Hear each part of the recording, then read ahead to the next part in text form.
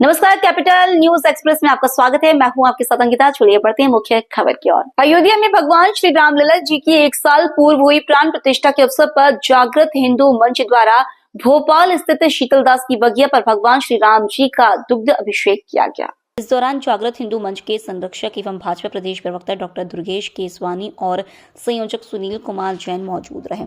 इस अवसर पर डॉक्टर केसवानी ने कहा, भगवान श्री राम 140 करोड़ हिंदुस्तानियों की आस्था के केंद्र बिंदु हैं। हम उनका दुग्ध अभिषेक कर हनुमान चालीसा का पाठ किया है और कामना की है कि पूरे देश और विश्व पर अपना आशीर्वाद बनाए रखें और उनका कल्याण करें। इसके पूर्व भी मंच द्वारा समय समय पर लोगों को धर्म के प्रति जागरूक करने का काम किया जाता रहा है। डबल इंजन सरकार को शक्ति दे सरकार। इस अवसर पर डॉक्टर केसवानी ने कहा कि केंद्र में प्रधानमंत्री नरेंद्र मोदी जी और मुख्यमंत्री मोहन यादव की डबल इंजन की सरकार देश प्रदेश के हित और जन कल्याण का काम कर रही है। भगवान श्री राम उन्हें शक्ति दे ताकि दोनों सरकारें शक्ति के साथ जनसेवा का कार्य करते रहे। बता दें कि कार्यक्रम में बड़ी संख्या में मंच से जुड़े कार्यकर्ता और श्रद्धालु मौजूद थे। इस अवसर पर मंच के संयोजक सुनील कुमार जैन, एडवोकेट, मंच के उपाध्यक्ष श्री शिव इसरानी, उपाध्यक्ष बसंत घनौते, मंत्री योगेश मालानी, राष्ट्रीय बजरंग दल के महानगर अध्यक्ष राजा भैया सेन, मंच के सांस्कृतिक प्रकोष्ठ के अध्यक्ष पंडित केपी तिवारी, पंडित विपिन त्रिपाठी, यश कुमार, अमित वर्मा सहित अनेक कार्यकर्ता शामिल हुए। देखिए, आज बड़ा ही हर्ष का विषय है क्योंकि प्राण प्रतिष्ठा को आज 1 वर्ष हो गया। अयोध्या में भगवान श्री रामलला जी विराजमान हुए हैं और आज जागृत हिंदू मंच के तत्वाधान में मंच के संयोजक सुनील जैन और उनके साथियों के द्वारा शीतलदास की बगिया पर भगवान श्री राम जी का दुग्ध अभिषेक किया गया है। हनुमान चालीसे का पाठ किया गया है। महाआरती कर, प्रसाद वितरण कर और दीप प्रज्वलन कर कामना की गई है कि हे भगवान श्री राम, विश्व का कल्याण हो। माननीय देश में माननीय मोदी जी पर आशीर्वाद अपना प्रदान करें। मध्य प्रदेश में डॉक्टर मोहन यादव जी मुख्यमंत्री पर अपना आशीर्वाद प्रदान करें। डबल इंजन की सरकार प्रदेश के और देश के हितों का काम करें। सतत जनसेवा के काम के माध्यम से वह दरिद्र नारायण की सेवा, प्रदेश के 8.5 करोड़ जनता की सेवा, देश में 140 करोड़ हिंदुस्तानियों की सेवा मोदी जी कर रहे हैं। भगवान श्री राम हमारी आस्था के केंद्र बिंदु हैं। अयोध्या में विराजमान हुए उनको 1 साल हो गया है और उस निमित्त आज हम लोगों ने यहाँ पे भगवान का दुग्ध अभिषेक कर, पूजा अर्चना कर, दीप प्रज्वलित कर भगवान से प्रार्थना की है कि विश्व का कल्याण करें। राजधानी भोपाल की कोकता बाईपास स्थित ट्रिनिटी कॉलेज की जयराम एजुकेशन सोसाइटी के उपाध्यक्ष कैलाश चंद्र जैन और संचालक विजय हरिमानी पर गंभीर आरोप लगाते हुए अभय राजन सक्सेना ने भोपाल कलेक्टर को शिकायत की है। भोपाल निवासी अभय राजन सक्सेना द्वारा कलेक्टर भोपाल को दर्ज कराई गई शिकायत में आरोप लगाए गए हैं कि जयराम एजुकेशन सोसाइटी ने राजस्व अधिकारियों के साथ षड्यंत्र रचते हुए उनके परिवार की कीमती जमीन पर कब्जा कर लिया और राजस्व अभिलेखों में हेरफेर कर अपनी जमीन की सीमा का विस्तार किया। आवेदक अभय राजन सक्सेना ने बताया कि उनके दादा स्वर्गीय मुंशी रघुवर दयाल सक्सेना के नाम पर ग्राम हताई खेड़ा, तहसील हुसूर, जिला भोपाल में खसरा नंबर 154/1 और खसरा नंबर 154/2 भूमि दर्ज थी। वर्ष 1959 के राजस्व अभिलेखों के अनुसार यह भूमि उनके स्वामित्व में थी। वसीयत के अनुसार खसरा नंबर 154/1 की 35 एकड़ भूमि उनके पोतों अजय राजन सक्सेना, विजय राजन सक्सेना, अभय राजन सक्सेना, उदय राजन सक्सेना और संजय राजन सक्सेना के नाम दर्ज की गई थी। वर्ष 1984 में वैध प्रक्रिया के तहत इस भूमि का नामांतरण कर सह खातेदारों के नाम दर्ज किया गया। वर्ष 1996 में तहसीलदार हुजूर ने आदेश संख्या 2/31/27/95/96 के माध्यम से भूमि का बंटवारा कर प्रत्येक वारिस को 7 एकड़ का हिस्सा प्रदान किया। आवेदक के पास इन सभी सरकारी दस्तावेजों की कॉपी मौजूद है। जयराम एजुकेशन सोसाइटी द्वारा की गई हेरफेर शिकायत के अनुसार जयराम एजुकेशन सोसाइटी ने राजस्व कर्मचारियों के साथ मिलकर बीते वर्ष 1959 में दर्ज नक्शों में हेरफेर की। खसरा नंबर 154/1 और 154/2 की स्पष्ट सीमाएं पहले से निर्धारित थी। सोसाइटी ने राजस्व नक्शों में बदलाव कर खसरा नंबर 154/1 5/2 को खसरा नंबर 154/1 5/3 के रूप में दर्ज कर दिया। राजस्व विभाग ने आवेदक प्रतीक राजन सक्सेना की भूमि को जयराम एजुकेशन सोसाइटी के नाम पर दर्ज कर दिया। ट्रिनिटी कॉलेज के जयराम का एक जमीन हड़पने का मामला प्रकाश में ला रहे हैं, क्या मामला है ये पूरा? सर, मेरी ज़मीन अताईखेड़ा में खसरा नंबर 154/1 और 154/2 जिसकी अलग अलग 1959 में खसरे नंबर हैं, उनके नक्शे भी अलग अलग थे, लेकिन खसरा नंबर 154/2 की बटाने थी 5 उसमें से 2 बटानों की ज़मीनें हमने बेची थी जयराम एजुकेशन सोसाइटी को। तो जयराम एजुकेशन सोसाइटी ने जब उसकी नफ्ती कराई तो उसमें उन्होंने बिल्डिंग 2007 में बनवाई, लेकिन उसमें उन्होंने 2054/2 जो दूसरा खसरा था उसमें वो बिल्डिंग बनाई। हमने उसकी शिकायतें करी कि साहब ये खसरा नंबर आपने गलत बना लिया है, तो ये खसरा नंबर 154/2 में इनकी बिल्डिंग बन गई और 154/2 इनने नक्शे से गायब कर दिया और बटान पीछे तक कायम करवा ली। इसकी शिकायतें हमने कई जगह करी, लेकिन जन सुनवाई में करी, इसकी कोई कार्रवाई नहीं की गई। और 2 रजिस्ट्री करवाई उन्होंने एक ही डेट पे, आगे और पीछे की, क्योंकि सरकारी रेट जो होता है आगे की ज़मीन का अलग होता है, पीछे की अलग होता है। तो इन्होंने आगे की ज़मीन की 1/20 की कराई और 3/20 की पीछे उसी डेट में।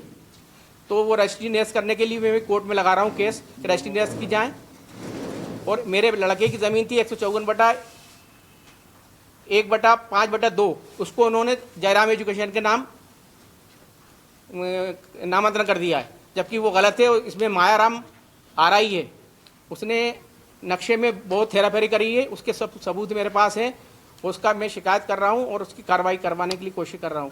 एसडीएम साहब से कभी मिले आप? एसडीएम साहब से मिले, एसडीएम के साथ कार्रवाई करवाने को दिया है। तो आज एसडीएम एक दिन भी नहीं बैठता डाइस पे, आज तक 7 महीने हो गए, एक दिन भी एसडीएम डाइस पे नहीं बैठा है।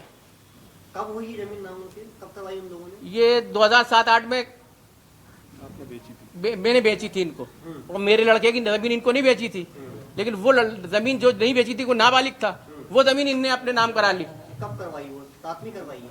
ये उसके बाद कराई है 2013। जमीन पे निर्माण हो रहा था जब आपको पता नहीं था कि हमने आपत्ति करी थी ना, वो उसमें हमारे पिताजी ने आपत्ति करी थी ना नफ्ती में, लेकिन वो उन्होंने निर्माण, एसडीएम कौन था? उस समय एसडीएम का कोई आइडिया नहीं है। उस समय जैसे बटान करवाई उस समय मुकुल गुप्ता जी ने वो बटान करवाई दोबारा से, जबकि दोबारा बटान नहीं होती। एक बार बटान हो गई, बिल्डिंग बन गई, उसका दोबारा बटान मुकुल गुप्ता ने करी और नक्शा गायब करवा दिया 154/2 का। बिल्डिंग बन गई दोबारा क्यों होगी बटान? वही तो बात है ना, करी है ना, उसका रिकॉर्ड है मेरे पास। आपने कहा है कि 7-8 में कुछ जमीन उसकी शासकीय भूमि शासन हाँ, 1 एकड़ 40 डेसिमल उनकी रोड में गई, लेकिन वो एफिडेविट दे रहे हैं 1490 का, वो 1190 का, जबकि 1190 जमीन ही नहीं है, 10-50 जमीन थी, वो 1190 की बटान करा रहे हैं। वो बटान नक्शा बनवा रहा है 1190 का। भाई आपकी जमीन गई है, उसका मुआवजा ले लिया आपने, वो जमीन को भी उसमें जोड़ दिया हमारी जमीन में। एक्चुअल में क्या है कि उनने उसका रिकॉर्ड भी है, जब रोड बन रहा था अधिग्रहण करी सरकार ने तो मुआवजा भी मिला इनको, उसका भी रिकॉर्ड है। मगर अब ये बता रहे हैं कि हमारी जमीन गई नहीं है, मतलब 1190 दिखा रहे हैं। 1190 की एफिडेविट दे रहे हैं, एफिडेविट है मेरे पास उनके। 1.40 एकड़ सरकार ने रोड के लिए ली थी, तो 10.5 बननी चाहिए 10.90 में से।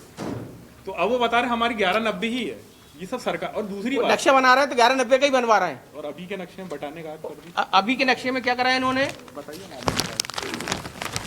ये देखिए, आप इसको जूम कर सकते हैं।